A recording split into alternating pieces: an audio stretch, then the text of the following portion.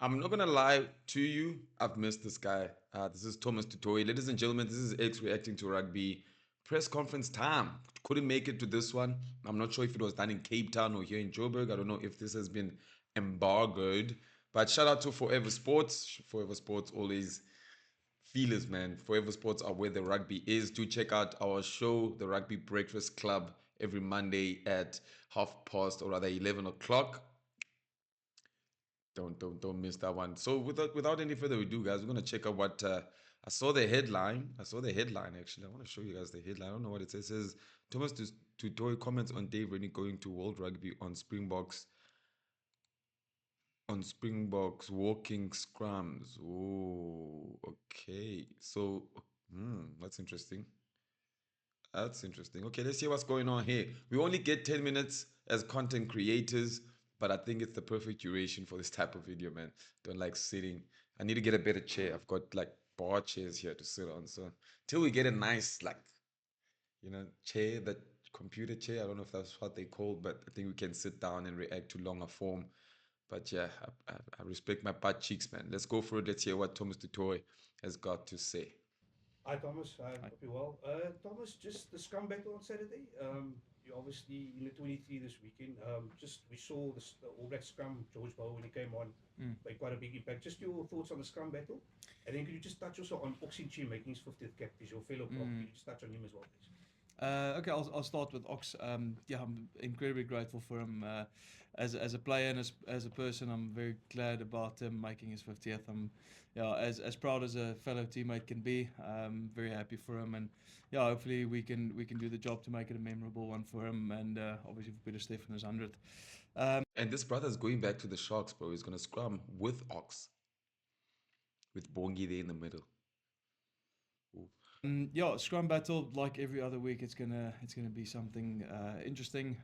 We've trained hard this week, and I'm sure that they trained as hard as they could this week, and everyone's trying to bring their A game to Saturday, and yeah, we'll do our best at that. But it's something that we pride ourselves in, and they obviously pride themselves in. And when you look at the Lions game, you could definitely see that they've been working on it and going well for them. So yeah, let's hope for the best on the weekend. Hey, Thomas, I just came from Dave Rennie's press conference.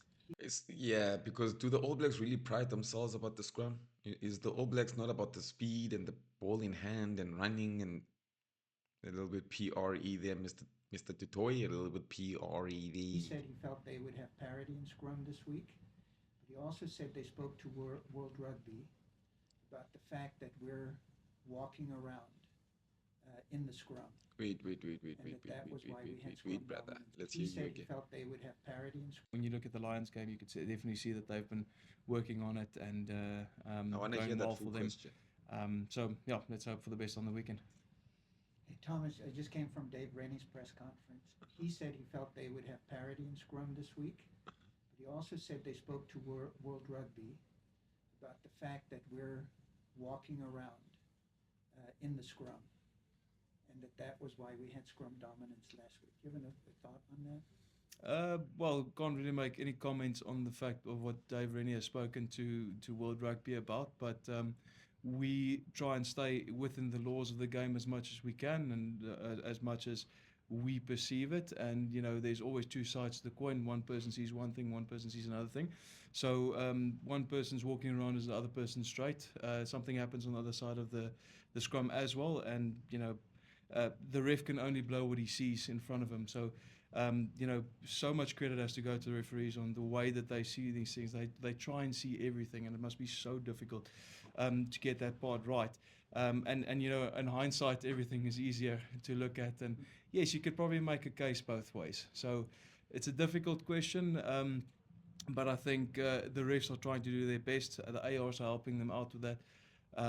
As far as what New Zealand are speaking to the other refs about, we just try and focus on what we do well and hopefully get reward for it.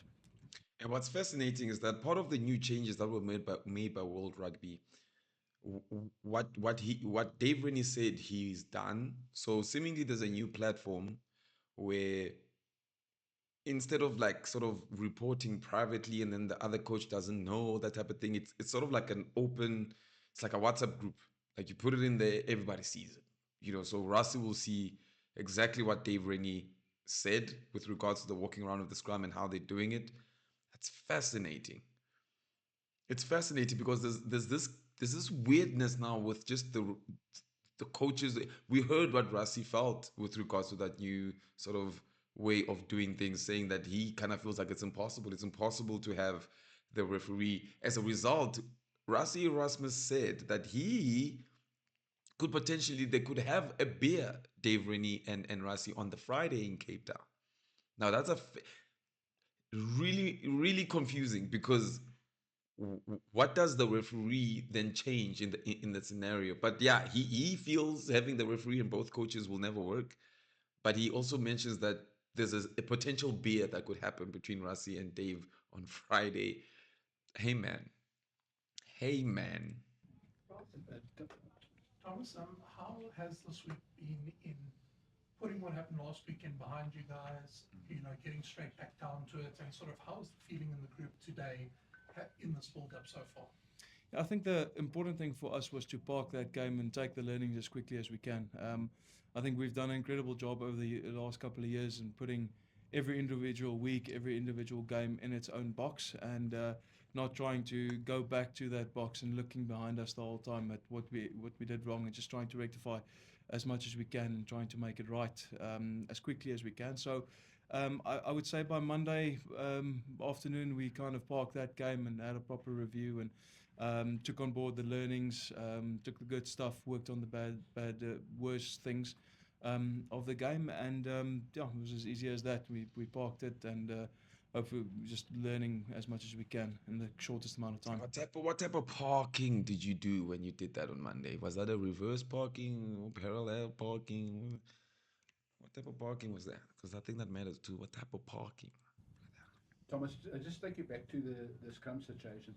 And I'm not expecting you to give tactics away, but for us mere mortals, we don't know what's going on in the dark places there. Try and enlighten us a bit about what exactly it takes to get that straightforward, to get in that scrum and get that dominance.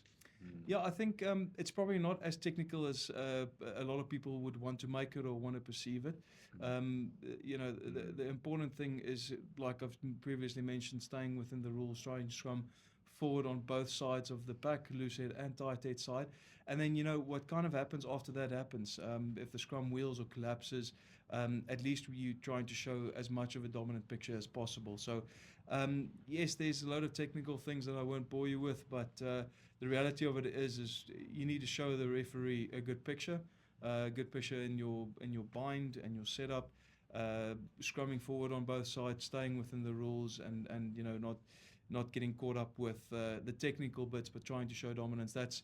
That is as obvious as I can make it, but I think also that's probably every team's plan. Some teams just get it right, and others don't necessarily on the weekend. But scrums, just as in rugby, things change very quickly. One week you can have dominance, next week you won't. So very much about what the referee perceives about the game, what he sees in front of him, which is completely fair. And yeah, you kind of have to put that forward as the way the ref is gonna manage the game. Mm-hmm. Hi Thomas, thanks for your time. Rugby's greatest rivalry. There's good reason why it's being marketed as such, but do you feel that this is an extra special occasion? Are you conscious of the fact that these are two giants of the game coming at each other? Yes, I think so.